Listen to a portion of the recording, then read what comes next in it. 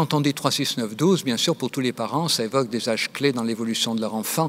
3, l'entrée possible en maternelle. 6, l'entrée en CP. 9, l'âge où l'enfant sait à peu près lire et écrire. Et 12, ma foi, l'âge où l'enfant commence à trouver ses repères en collège.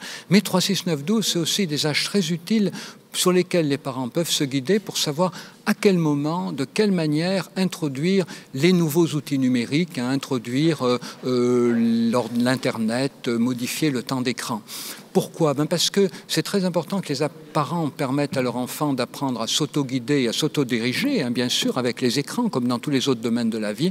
Mais c'est aussi très important que les parents introduisent ces technologies de la bonne manière, au bon moment, et notamment en insistant sur leur vertu créatrice pour que les enfants soient capables de renouveler le monde et, ma foi, d'inventer des choses qui nous étonneront. «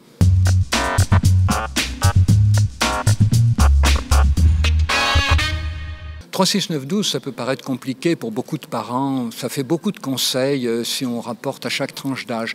Mais il y en a un quand même qui est très important à tout moment. C'est que les parents, bien sûr, limitent le temps d'écran, mais que les parents aussi prennent le temps de parler avec leur enfant de tout ce qu'il voit, de tout ce qu'il fait avec ces fameuses technologies. Et ce temps-là, c'est évidemment au moment du repas du soir qu'il peut le mieux être pris ensemble, un repas du soir pris sans télévision, sans téléphone mobile, où chacun va pouvoir parler librement de ce qu'il a vu, de ce qu'il a fait, avec les outils numériques ou sans les outils numériques. C'est comme ça que les enfants grandiront, en prenant confiance dans leurs parents et en prenant confiance en eux.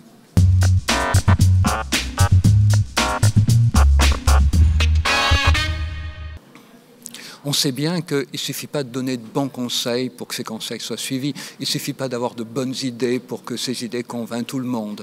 Donc c'est pour ça qu'au-delà de cette règle, de ces conseils 3, 6, 9, 12, ce qu'on prévoit, c'est d'encourager les gens à s'associer pour des actions dans lesquelles ils changent collectivement leur rapport aux écrans. Et par exemple, organiser une semaine pour apprivoiser les écrans, une dizaine pour apprivoiser les écrans, créer au niveau d'une école un club de parents joueurs de jeux vidéo pour que ces parents puissent intervenir auprès des autres parents, mais auprès des enfants. L'idée, c'est que chacun, devant notre écran, nous sommes désespérément seuls et nous avons beaucoup de peine à prendre le recul suffisant, mais tous ensemble, on peut en parler, on peut prendre du recul, tous ensemble, on peut modifier notre relation aux écrans.